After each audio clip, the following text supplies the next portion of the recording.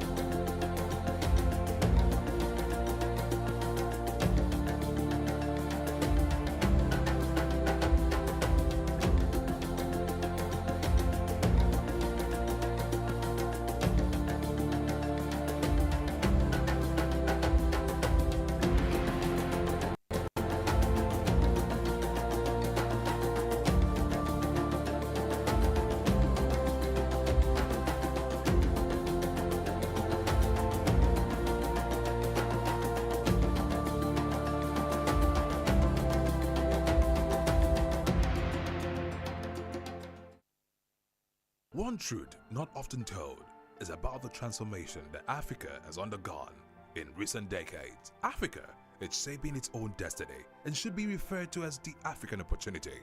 On Spotlight Africa, we paint the African picture the African way, laced with truth, detail, and the color of the African continent. Join Uyai Anyekan every Tuesday and Thursdays at 4:30 p.m. Spotlight Africa, telling the African story.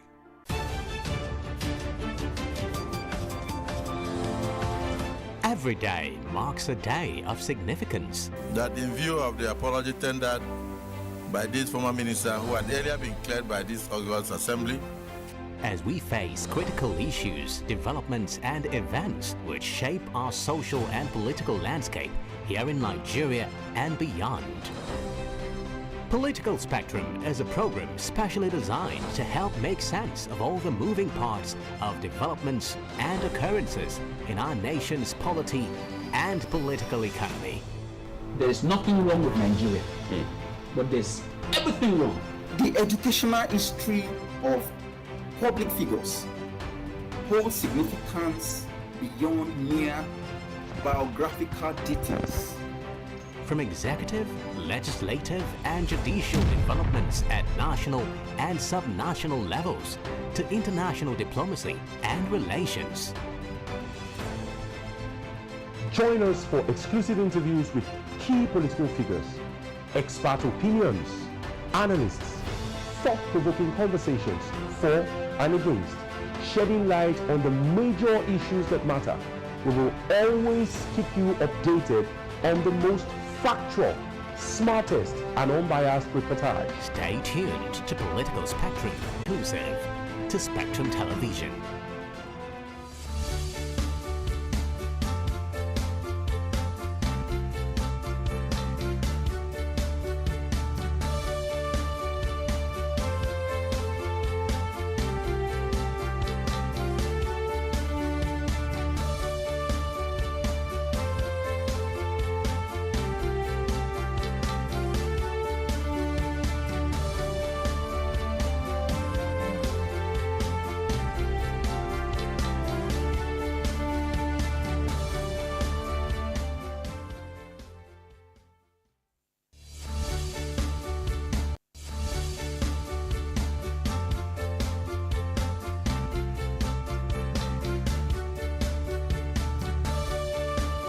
In the middle of a protest, and then we are seeing that the meeting that was supposed to go on between the federal government and the labor unions today has been postponed to a new date. Now, this looks like you know, some things are trying to play out, and some people have been accusing the Imo State government, Hope Uzodinma, of course, for being responsible for his arrests. Well, he has been arrested to an unknown location, according to report. Until we get more details about this, let's just keep it there. But what is your take on this issue?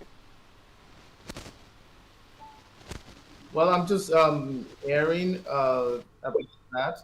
But, I mean, if you're, I don't know if it's an arrest or a kidnap, because we've seen a lot of people more kidnapped these days.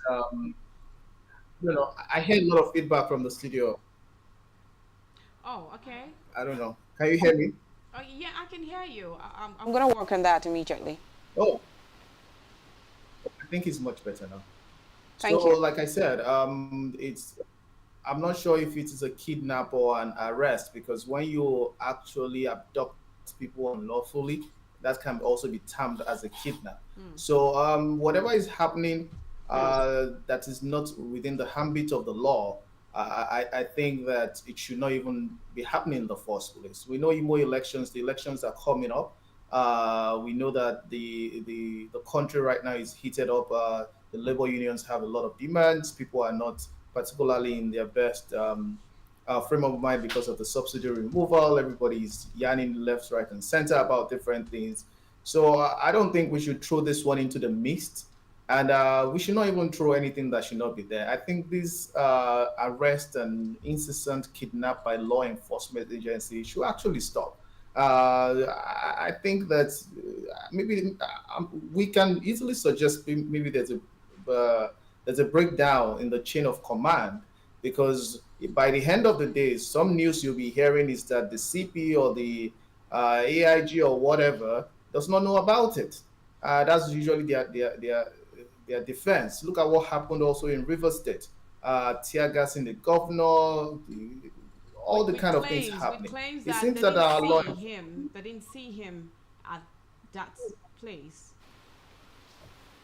Well, I mean, if they did not see him, I'm sure they also had one of the police. I saw one of his hurdlers also with him. It's unfortunate. I mean, governor or even anybody should not be, is a citizen. So whatever you will not do to a governor, you should even not do it to a citizen in the first place. So it does not matter if the governor is there or the governor is not there. Whatever they're doing, if it is unlawful, should stop. So I think we should wait for what the final law enforcement agency will say. But if he's been abducted, I'm sure they'll feel the heat from the labor unions. They should wait for it. Okay, yeah, let's move away from that right now. Well, we're talking about the supplementary budget, of course, that has been approved by the Federal Executive Council. And of course, The supplementary budget breakdown includes 605 billion naira to be allocated to security and national defense, of course, to improve security as well. And a breakdown. One after the other, but that's just it. I want to know your take on the supplementary budget as first. Now, there have been questions, people have been asking these questions. Why is it that, okay, so far we have not had maybe, should I say, a sitting where the Senate actually have to talk about the budget that was allocated and approved for 2023. How well has it been spent? How much is remaining? How much is not remaining? What did we use it to do? Were we able to meet the demands according to the targets and all of that?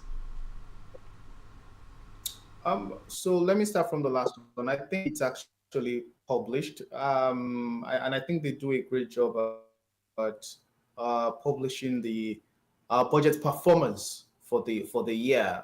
It's usually done quarterly. It's probably on the website of the MTDF or some of the agencies that are supposed to do that. So, well, the people that are in charge of the oversight, maybe internally, maybe working about it. Let us remember that their secondary function is an oversight. Their primary function is legislation. So I'm sure once the budget is approved by the House and the Board, you spent 2 months to go. I mean, okay, let me just give a breakdown of what it is meant for. 605 billion is to be allocated to security and national defense to improve security, and of course 200 billion naira for supply of agricultural production. Also 210 billion naira is for government workers for the approved wage award meant to cover September to December, and 400 billion naira has been budgeted for cash transfer to vulnerable and poor Nigerians between October and November. On the cash transfer, of course, the government had said that it secured $800 million loan from the World Bank to pay transfers of 25,000 naira each to 15 million households. So the $800 million is just for 2 months. That's October that has just passed and November this month right now. Breakdown. I've actually also taken a look at it, and it is I will say that a couple of things on it. I will say they are definitely necessary. We have, well, of course, we've been complaining about infrastructure decay. The Third Milan Bridge, the Eco Bridge, etc., which they budgeted some money to fix. I think from a populist, from a member of the society perspective, I think those are well in line of things. National defense is also something important. I think they budgeted about 650 billion for national defense and security. We are also seeing that they are going to be recruiting police officers and training etc. in also that budget. I think that's great. I think there's also something about agriculture. Yeah. I think agriculture is going to be coping some part of the supplementary budget. But of course, within all the things we have highlighted, the cash transfer to people who are below a certain salary scale, the federal government workers, etc. I think those are actually great. But when we now had 2.9 billion for acquisition of SUVs by the presidential villa into the mix, we had 2.9 billion for the replacement of existing vehicles. We have about 1.5 billion or 2.5 billion for renovation of the Aguda House in Abuja, the 3 billion for official quarters of the vice president in Lagos. There's a problem there. There's a problem there. Presidential yachts is also gulping another billion. Right now, I'm just even used to billions. I don't even know. I think I should stop mentioning millions. Yeah, again, we mostly do things in billions these days. Yes, we have moved to the billion gang. Of course. And I wish that we are very circumspect a little bit. We are using those pockets, especially in this time where the economic realities is biting deep into the citizens' back, I think that it is not a very good move. We just a couple of weeks back, we were shouting legislators should stop the purchase of their SUVs. Now we have seen from the executive hand almost a very similar move. Presidential yachts costing billions. I mean, at this point, I think I should be running for presidency anytime soon, because Of it course, seems that they are just there is the reality of the presidency. that's attributed, of course, obviously, a juicy take home. What happened in River State, The impeachment process, the rift, and all of that. So you want to go deep down to do a real investigation. You see some politics play in there.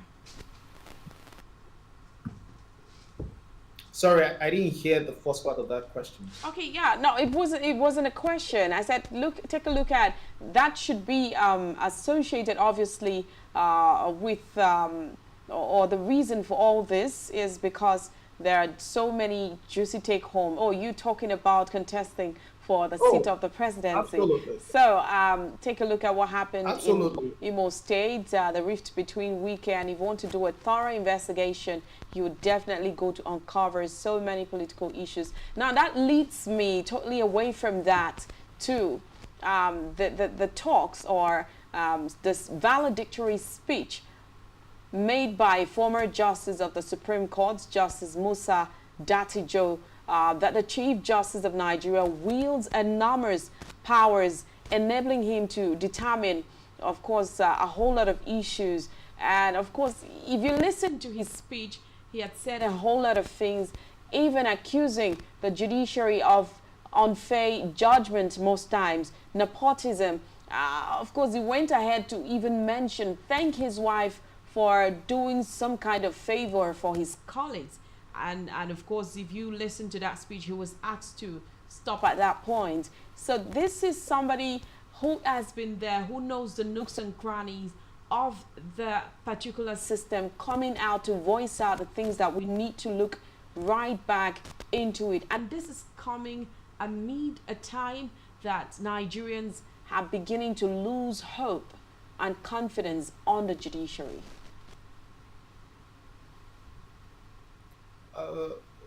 Exactly, and I think that's also one of the things he mentioned. He talked about the people's perspective about the judiciary, and he was also concerned about that, which is in right place. Everybody is concerned, especially after these presidential election tribunal, the appeal, and the Supreme Court rulings. I think he also deepened how people actually look at the judiciary, and it's like when you're perceiving a smell, but you don't know what is cooking. But I think that the honorable justice has sufficiently let us know what is actually cooking, because we have been perceiving from the judgment that it seems there's something going on in-house, but we are not sure from which angle or from what actually is going on. But from he has appropriations, it seems that there's a big problem there.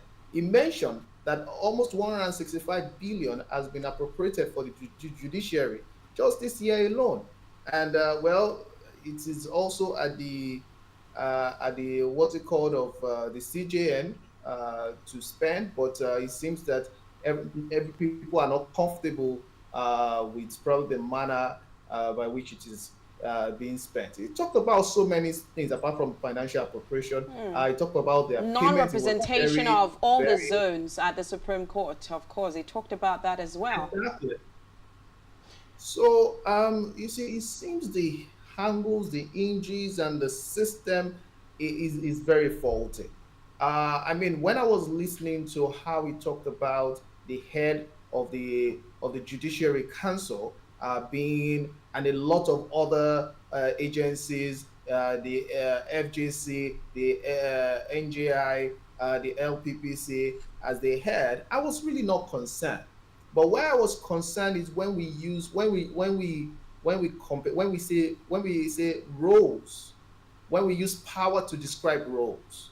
You see, roles should be responsibilities, and responsibilities does not mean you can just go to town. It's still, you have to still work in the ambience of guardrails that are set up by that system. The president of America can be impeached, though he's the president of America. The president of America can face scrutiny, though he's the president. So if you are in a situation, you are leading an organization. It does not mean that because you are the leader, you have the final say. I think there should still be rules and regulations that govern those type of job descriptions. But with his revelations, it seems that everything is just paddy paddy, and there's really no laws. Where actually we should be talking about laws.